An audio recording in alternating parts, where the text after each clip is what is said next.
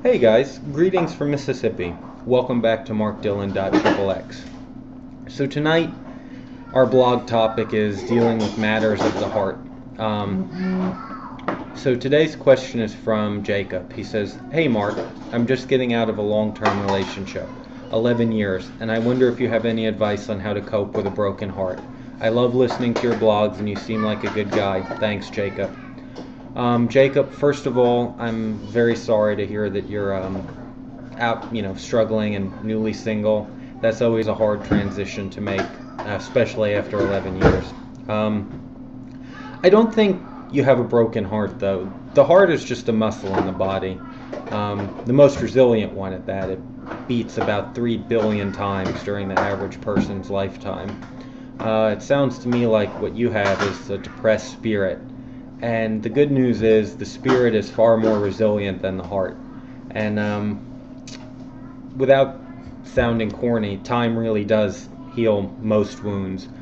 And you need to give yourself some time to mourn and some time to grieve over your lost relationship. And there's nothing wrong with that. There's nothing wrong with being sad and getting a good cry in and all of that. But you don't want to be perpetually sad over this.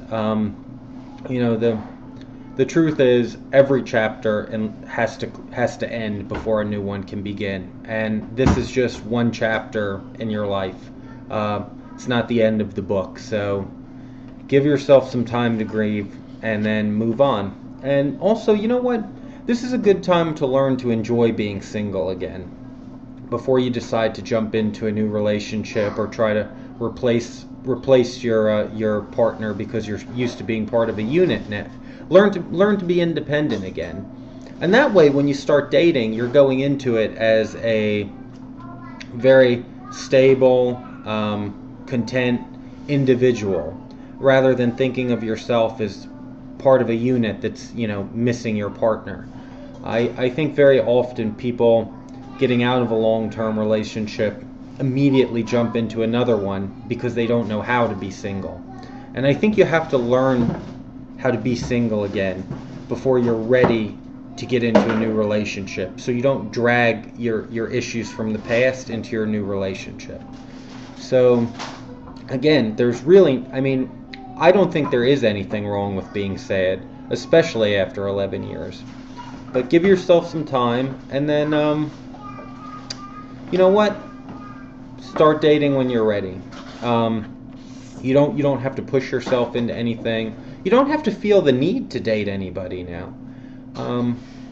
And I think, in time, I can tell you from my own experience, time really does heal most wounds.